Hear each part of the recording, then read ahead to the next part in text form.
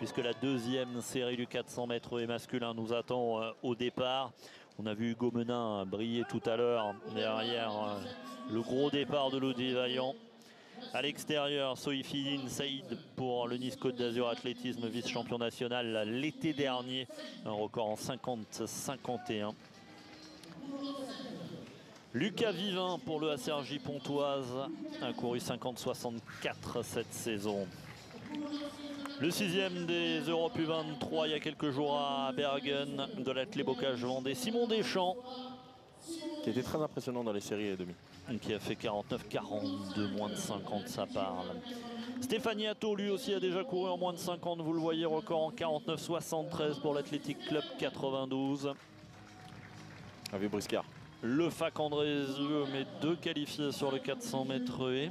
Émeric Dutrévis, le vice-champion de France junior de la spécialité à Saint-Étienne dans la Loire il y a quelques jours de cela. Sonny Gandré pour le Hamacon.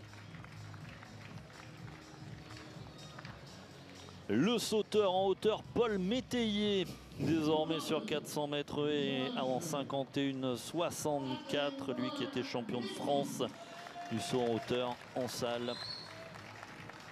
Pour Limoges, il y a des reconversions. Yanis Garcia pour l'entente athlétique de Grenoble 38 à l'extérieur et qui a forcément une pensée pour Florian Monnier, l'emblématique entraîneur du 4H de Grenoble qui nous a quittés après un très long et très difficile combat contre la maladie. Et ces athlètes pensent forcément à lui aujourd'hui comme on pense à lui.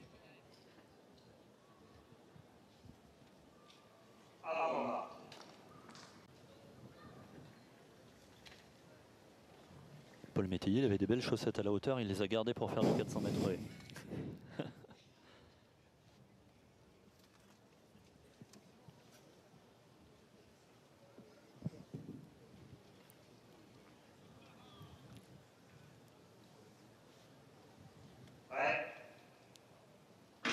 Quand on parle de reconversion de sauteur en hauteur, il y a Yanis Méziane, passé du 100 en hauteur à un champion de France élite à plus de 2,20 et qui a fait du 800 mètres, du 1500 maintenant.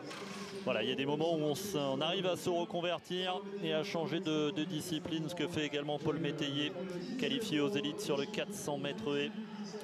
Yato parti très fort avec Simon Deschamps, le finaliste des Europes Espoir. Yato Deschamps, c'est Stéphane Yato qui est en tête là dans le virage et qui a refait son décalage sur un client qui était devant lui, Simon Deschamps. Yato à l'entrée de la dernière ligne droite pour l'Athletic Club 92.